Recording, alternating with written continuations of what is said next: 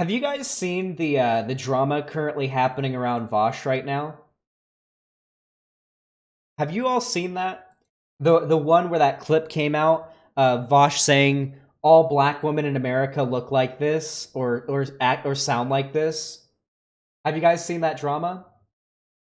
So, for those of you who are unaware, basically what happened was Vosh was covering a video where a fairly prominent black conservative woman was making basically all of the black conservative arguments, right? That the left are the real racists and all that. And he misspoke and said all black women instead of all conservative women. And so people clipped that one bit out and uploaded it to Twitter. But then he like showed the entire quote, and it's not that problematic at all. So with that having just happened, I am going to be very careful with my words because black conservative figures are always the first people to call racism at white progressives that call them out. That being said, today we're covering Candace Owens. It's a video about precisely this: why white leftists try to silence black conservatives. Not really a thing that happens, okay? I love it whenever conservatives play the victim and say, "I'm being silenced," when it's literally just you using your free speech to say some dumb shit, and then lefties using their free speech to argue against what you're saying. Is that why Young Ripa called you a white leftist? Yes, it's every single black conservative figure does it. They what they'll do, like what they do typically is they'll defend to like tooth and nail for like white conservatives to say the N-word and stuff like that, or just any white person to say the N-word. But then if you say wow, you're kind of dumb, then and you're like a white progressive and you disagree with them, then they'll call you racist. It's very hypocritical. It's just a tendency that I've seen a lot of. So let's talk about some of the solutions that you think should be on the table in the black community, which means actively labeling some of the problems that the black community is experiencing beyond sort of a miasmatic systemic racism. Right. I mean, I think the solution is for black Americans to fix the problems within our own community. The solution is for white Americans to get out of the discussion because we have become the authors of our own problems. The culture. This is not true. Oh, actually, I'll let her go on. We talked about culture so many times. When I was growing up, my mom and my dad never checked to see if I did my homework. It was not important for them to make sure that I was doing my homework. Now, I naturally did. Candace, where does culture come from? There was a lot of dumb arguments there. We'll have to go down the line there, and we're only 29 seconds in. Where does culture come from? Why is black culture in America, as of today, the way that it is? Culture comes from the material conditions that a particular demographic of people live in. That is how culture is formed. It can be formed based on your class status within a society, your geographic location, the climate of that location, the type of animals or plant life in that location. If we're going back thousands of years to, long dead civilizations from back in history, but in modern day, it's more so based around the antagonisms and the class status of that particular demographic. The black community has a broadly, I think it's fair to say that black culture, if you can even try to shoehorn or pigeonhole all black culture into one thing. I mean, the culture of black people in New York City is very different than the black culture of people in LA. But if there is one thing that is consistent across that, it is I guess you could say in like the gangster rap or whatever, there's a bit of like a fetishization of crime, I guess, like gangster rap or whatever. That's a thing that exists, undoubtedly. But the reason that's a thing is because black people have been held down by policy that is supported by white people, racist white people, for decades. For as long as black people have been in this country, from black people being fucking shipped here as slaves to being unable to to buy houses in particular areas due to redlining, to not even being able to go to the same schools as white kids due to segregation, to basically every single crime bill, to the Southern strategy that the Republicans used back during the 50s and 60s, and to a degree even still today, to try and dog whistle their racist intentions to their voter base without outright saying it. And then nowadays, with police and the prison system, when these are the material conditions the black community in America is the YOLO mentality, actually. Yeah, that's more of a broad way to put it, the YOLO mentality. When that is your material condition in this country, the broader culture of that demographic is probably going to be a little bit different. Hip-hop isn't fetishizing crime, it's being complete? I have no idea what you're talking about, Janae Rose. Now, this obviously isn't like all hip-hop, but I'm talking about like the gangster rap, you know, like the kind of stuff that like there is some music that is prominently made by like black people that kind of fetishizes crime, but what the fuck else do you expect when most black people in this country are in poverty and have no choice but to resort to crime? What the fuck else do you expect? She also talked about personal choice, how black people need to, without the help of white people, need to make better decisions. White people got black people in this country into the problems they're in now. It is also white people's responsibility, those in power, to help them out of it. That's how it works. Wasn't a lot of gangster rap in the 90s marketed to suburban white boys? That is true. Since the 90s, a lot of that kind of music is mostly marketed to and consumed by white boys in the suburbs. You're not wrong about that, but that's a whole nother issue where black culture has been commodified and marketed towards white people who are in economically prosperous situations. That's a whole nother topic, though. That's a whole nother sociological discussion to have. Right now, we're talking about gentrifying the airwaves. Right now, we're talking about black people's socioeconomic position in this country. Now, what Candace Owens is advocating for is for black people to just pull themselves up by their bootstraps and just do their own thing. And it's really fucking dumb. 20 MAGA 20 in chat. Oh, wow. Says, easy to criticize anything. You haven't made a single suggestion. Ah, yes. I will go ahead and make a few suggestions. How about this? Massive prison reform. How about letting out everybody who is put in jail for nonviolent drug offenses? How about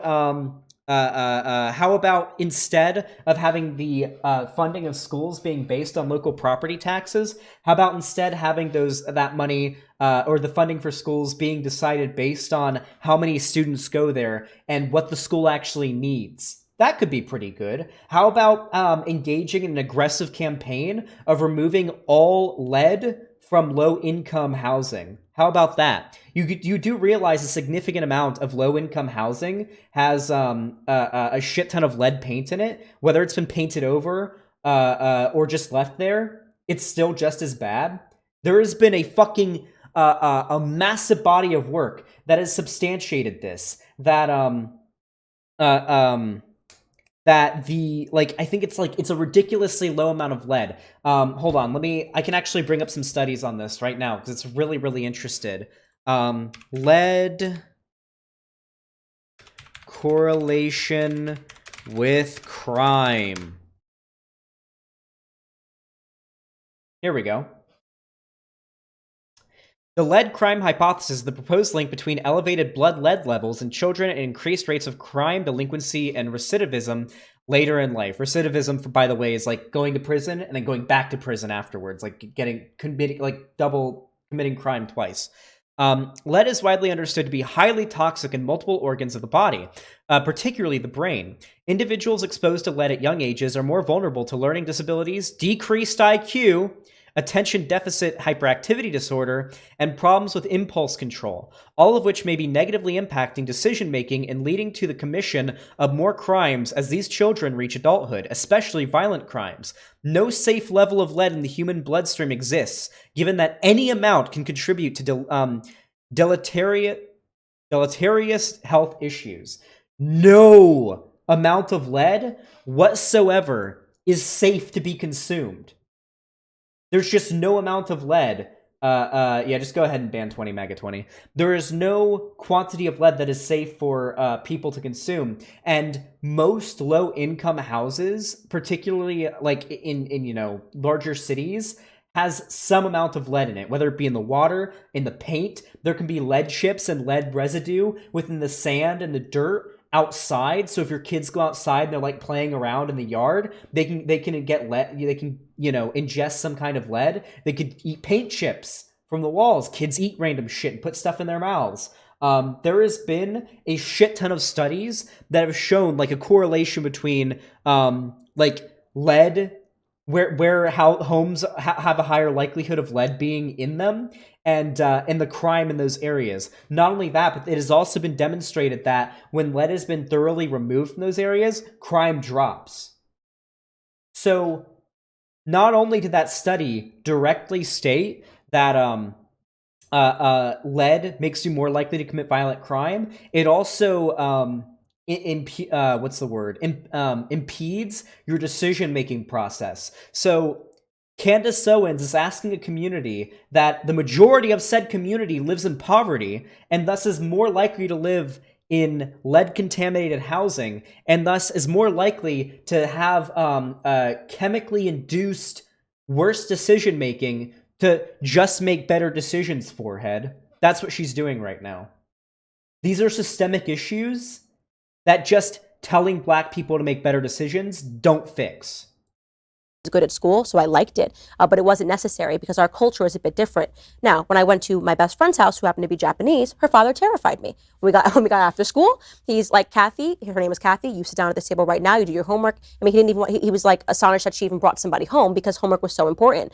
So there's a cultural difference. This is why nobody wants to talk about Asians, because they're the ones that are doing the best in this country, right? Why are Asians in this country generally, why do they have a more strict academic culture? Because if you're Asian and you're in this country, chances are you come from a wealthy, well-off family who had the money to immigrate here.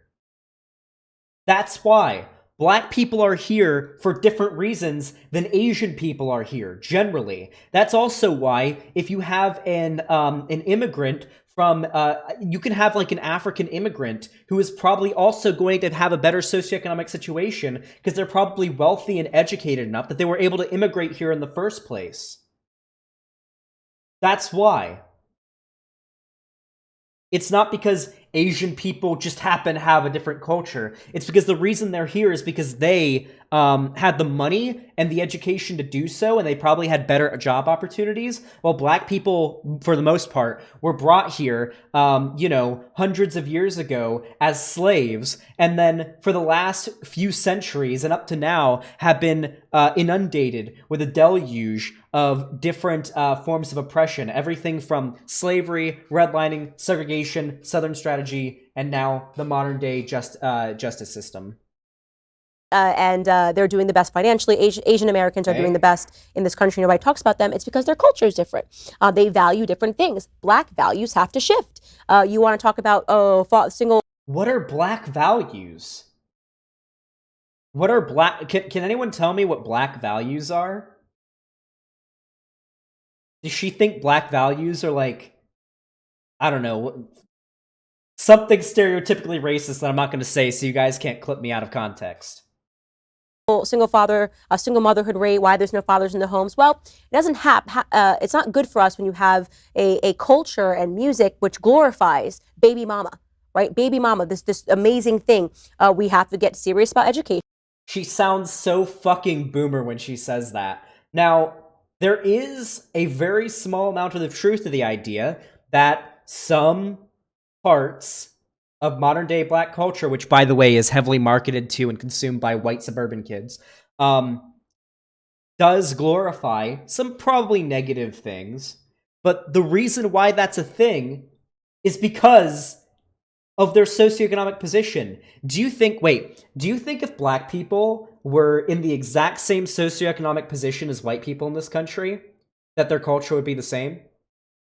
If black people came here hundreds of years ago as wealthy plantation owners and factory workers that were getting paid a livable wage and didn't face any racial discrimination whatsoever, no police discrimination, nothing like that, exactly the same socioeconomic class or socioeconomic status as white people, do you think their culture would be how it is now? No. You fix black culture by fixing black people's socioeconomic status in this country, which is not for black people to have to do on their own. White people did this to them. That was white people, guys. They're the ones who made those laws. Throughout all of American history, I think it's fair to say we have some, and also because white people are still in power, that white people in power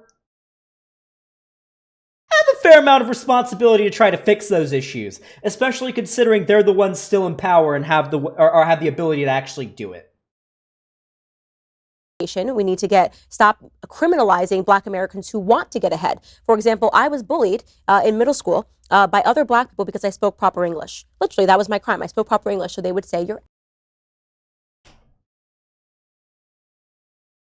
African American vernacular English is not improper English. That's racist as fuck. While using AAVE definitely does have a negative impact on black people in professional positions and professional environments, that is not AAVE's fault. It is a grammatically correct form of English. AAVE is grammatically correct, by the way.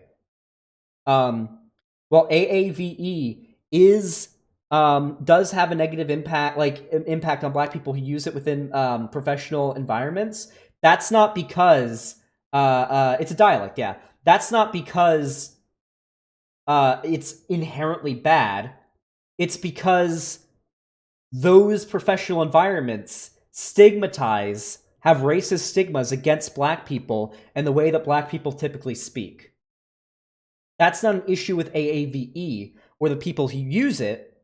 It's an issue with society's outlook on that particular dialect. And yeah, they didn't make fun of you because you spoke proper English. They made fun of you because you sound like a nerd. Nerds get bullied in school. Hot. Yeah, breaking news. Nerds get bullied in school. Who would have thought? Acting white.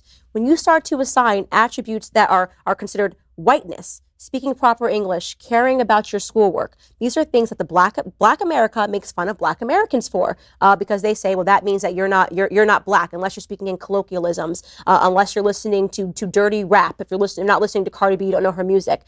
So I've seen this growing. Oh fuck! She's throwing shade at Cardi B right now. Did you guys see? I don't know if I don't really feel like digging it up right now. Did you guys see the beef that Candace Owens and Cardi B have been having on Twitter? Have you guys seen that shit? It's fucking legendary. I think Cardi B quote tweeted Candace Owens and said, because Candace Owens I think is pregnant. I think she mentioned something about being pregnant, and Cardi B quote tweeted and said, "When your baby is being born, they're gonna say, 'God damn, this some dry ass pussy.'"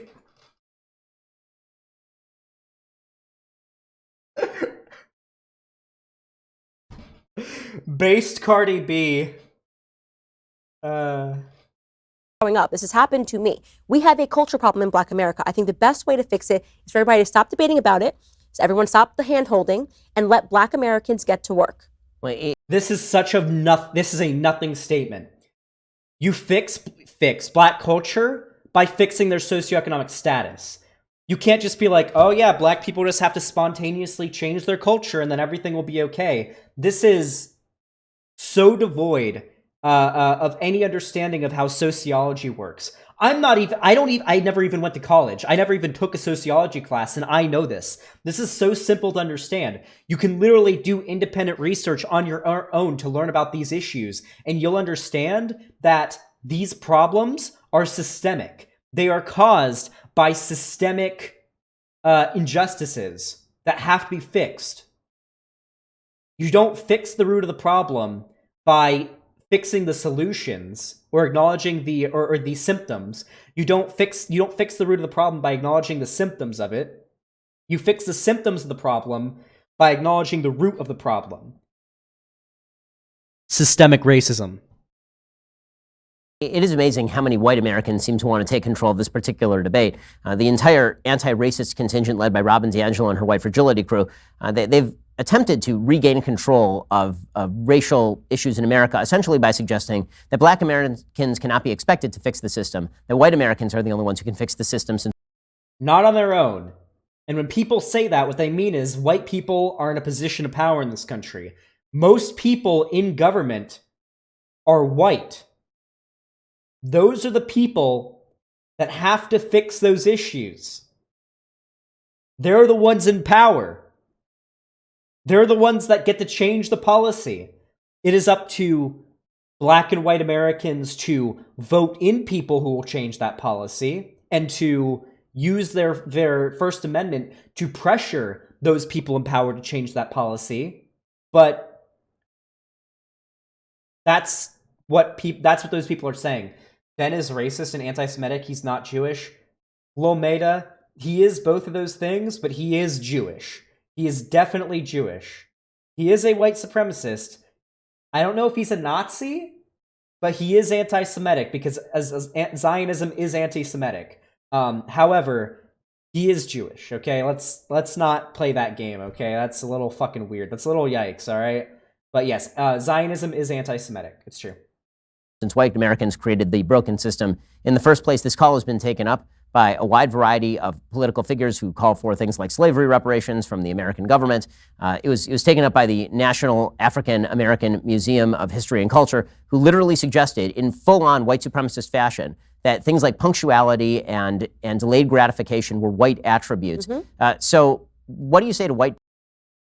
I'm going to assume Ben Shapiro is lying right now because Ben Shapiro lies about everything. I have no idea who he's referencing right now. But if I were to guess, I would assume that what they were saying was that things like that are seen as non-stereotypical for people in the black community. That's probably what it's. It's the cringy infographic. Bosch did a video on this. No, that is the PDF they made, and it was dumb as fuck. It was some Smithsonian infographic. Bosch went over that. Okay. Maybe it is cringy. I don't know. I don't know what it's referencing. I think it's the LARP of the Smithsonian whiteness chart. Maybe it was LARPy cringe. Okay, I'll give him that then. People who insist that they are so woke that they know. By the way, this isn't an argument in favor of anything Ben or Candace are arguing for, because you can point to like one cringy thing does not mean the overwhelming movement and narrative around black people's position in this country isn't overwhelmingly correct. Know better than somebody like Candace Owens what the black community needs. I say you're racist. Right? I find that to be a fundamentally racist concept. I mean, and I've had that attack. If white people that come to me and say, the left are the real racists, by the way. That's what her argument is here. Like, yes. All of the systemic oppression that black people have faced in this country is based entirely on black people's personal decision. But yeah, white people who want to try to fix that are racist. That's literally what black conservatives do every fucking time. First ones to call white progressives racist. First fucking ones. And they call black people who are progressive, they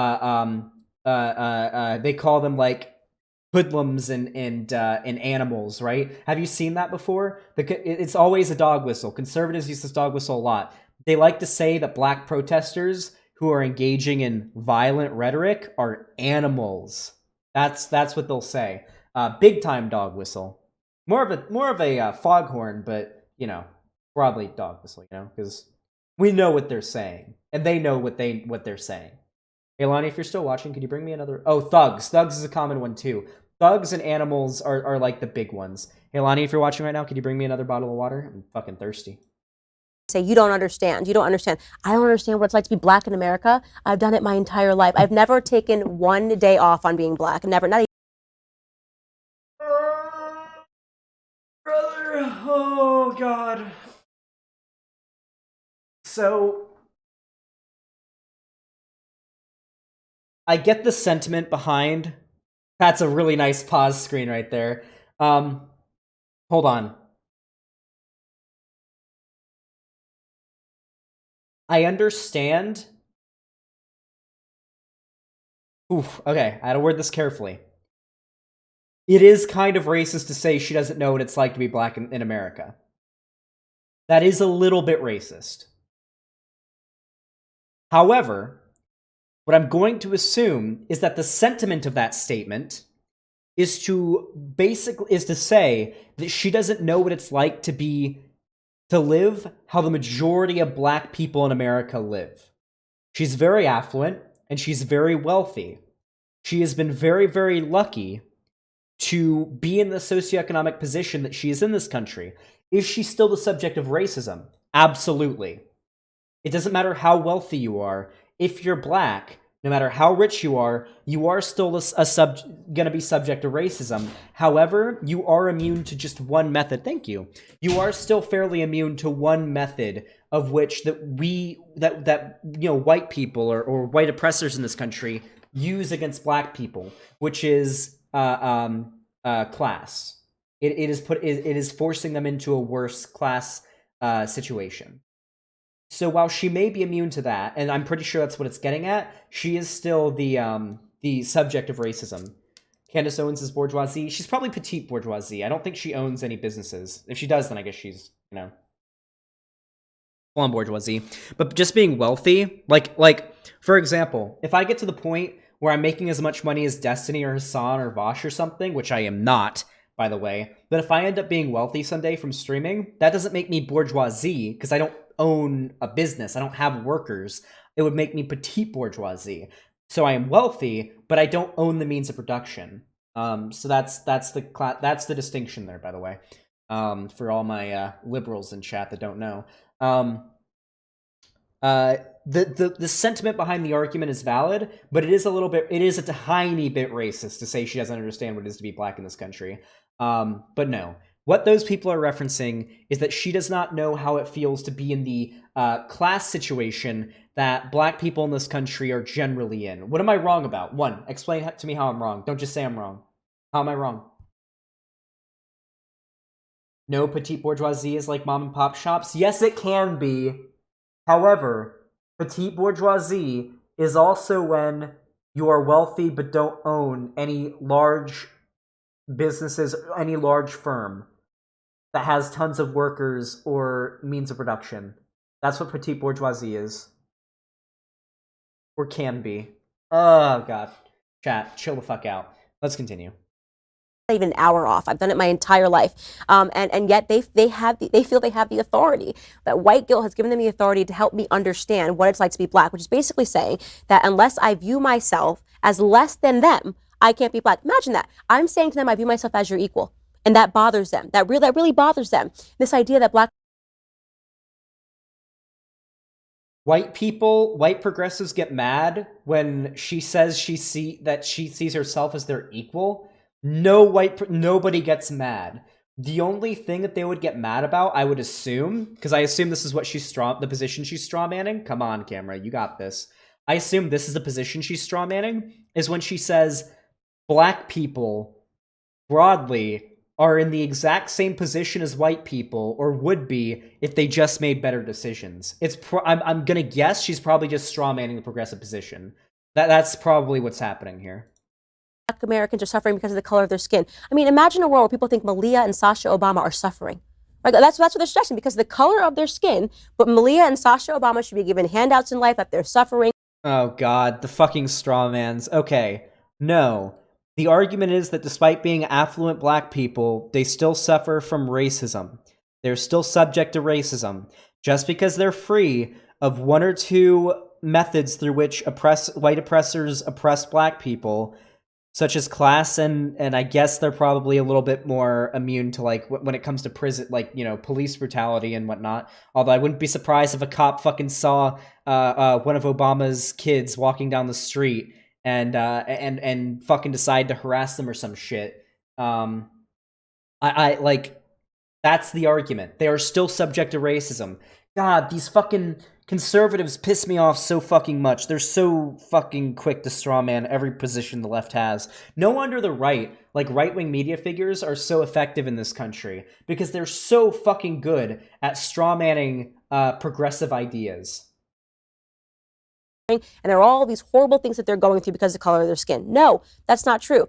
Are there privileges that you can be afforded if you're rich? Yeah, that's not because of the color of your skin. It's called economic privilege. And we should all... Yes. However, these stats are completely available to anybody who wants to look them up. Most black people in this country are poor. Poverty is the #1 method through which minority classes in this country, or minority demographics in this country, are oppressed.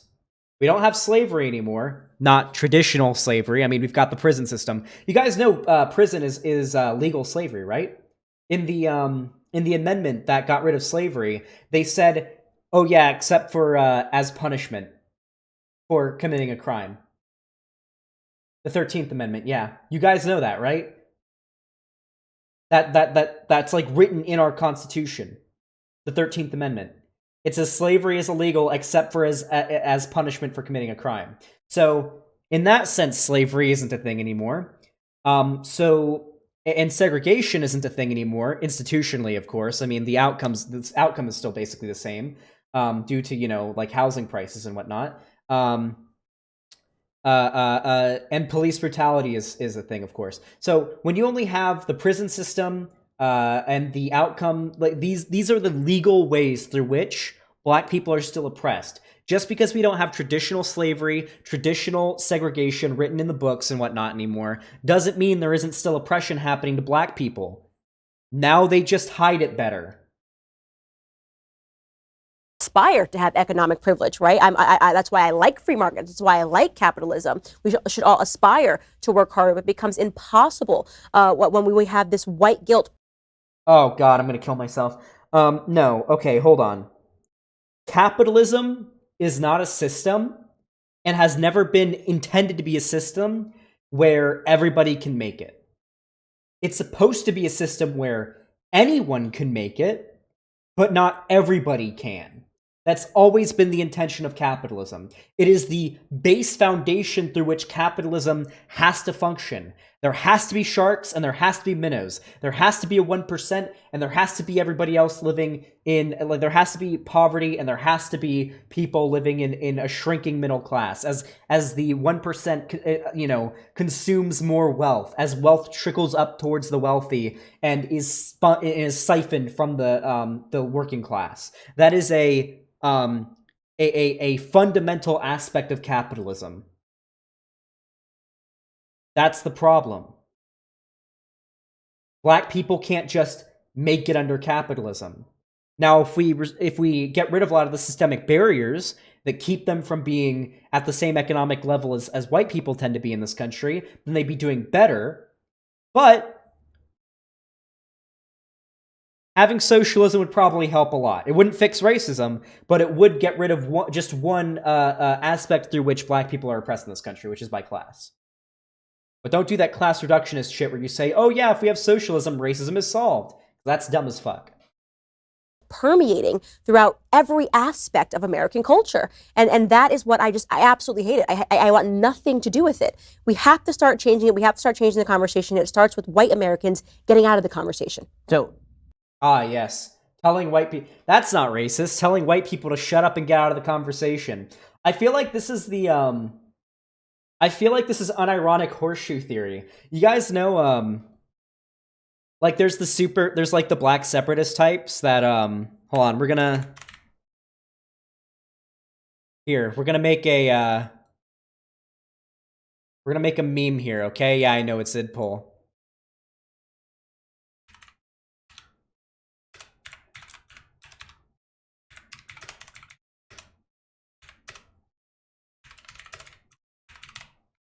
Here, just give me a second, chat. Fuck.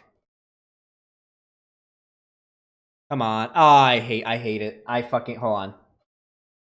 All right. Are you? What? Okay. Really? Really? Really?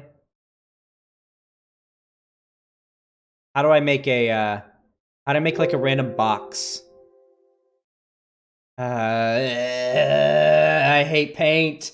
I need to get some like actual like drawing software and like a drawing pad. That would be really cool. Okay. This is the... No. All right. This is the line, okay? This right here.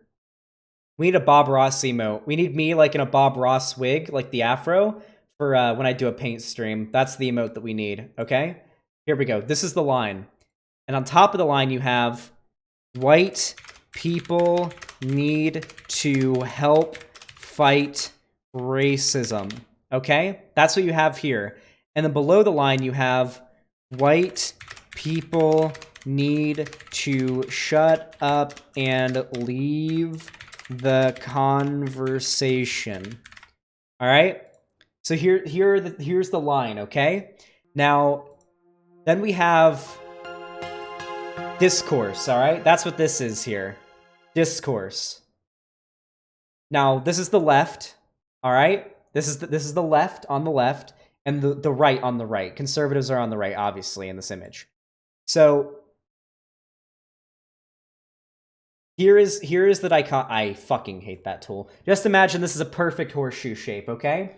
This is the distinction that happens. You have like the super far left black separatists that hate like white people and want their own like black ethno-state and think that white people need to stay out of conversations about eliminating racism. Then you have the vast majority of black people, which agree, yeah, white people are the ones in power, they need to fix these issues. And then you have the significantly larger amount of conservative black people that believe that white people need to stay out of conversations about racism because they themselves don't give a shit about racism and just don't want it to end. So they want to encourage white people not to get involved. This is the real bell curve, by the way. This is the actual bell curve. This is the unironic horseshoe theory that happened. No, actually, the little swoop-de-whoop on the end represents that there are more black people who think like this on the right than black people on the left that are like super fucking crazy black supremacists that want white people out of the conversation about racism. Because there's a lot less of these people than there are of these people. Okay, that's the real horseshoe theory, or the real bell curve. That's the real bell curve right there.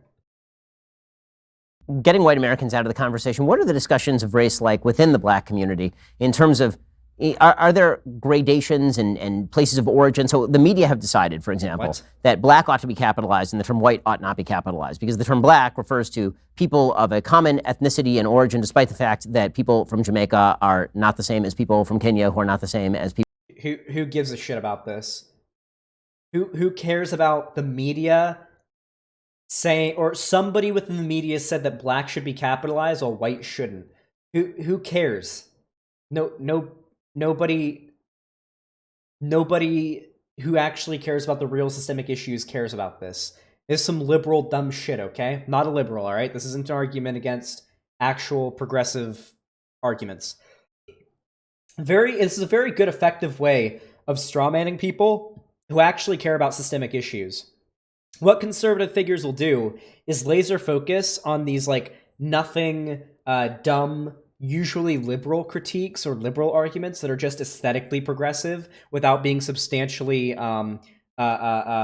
tangibly progressive, like actually advocating for genuine change, and so that they can sort of like straw man progressive positions. People from South Africa or Zimbabwe or from the United States. This is all one unified group of people. White people, however, also, are merely black people in this country, no matter where their ancestors came from, all have are all under the label of black, because guess what?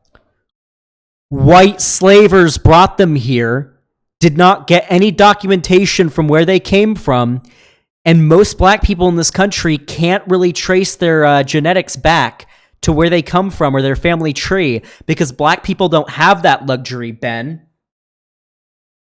Black people don't have that luxury in America. Find in opposition to black Americans. You see some of this in the treatment of Kamala Harris, because there have been people like Thomas Chatterton Williams who have pointed out she's not actually an American descendant of slaves, right? She's not a descendant of American slaves, that she is half Jamaican and she's half Indian, and that if you're going to look at the demographics of Indian Americans are actually the single richest subgroup in America right now, and so it's difficult to make the case that Indian Americans are subject to vicious, brute racism. What are the discussions?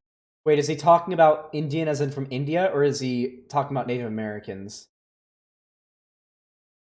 Which is he talking to? I saw you say to tell people in chat to say F. I know my stream's not dead, you motherfuckers. So I don't know what he's referencing here. I'm going to assume he's talking about Indian Americans from India. Yeah, of course Indian Americans are more wealthy. They immigrated here because they had enough money and social status or job opportunities that they could immigrate here. Of course, they're in a better socioeconomic status than black people who the majority of them are here because their ancestors were brought here as slaves, then underwent segregation, Jim Crow, redlining, and now the modern day prison system. Yeah, no shit. Of course. Of race like within the black community, or is it sort of irrelevant within the black community itself? I mean, it's incredibly immature, and I will say that over and over again. Wait, wasn't Jamaica fucking Jamaica was a colony that slaves worked in. That's why black people are there.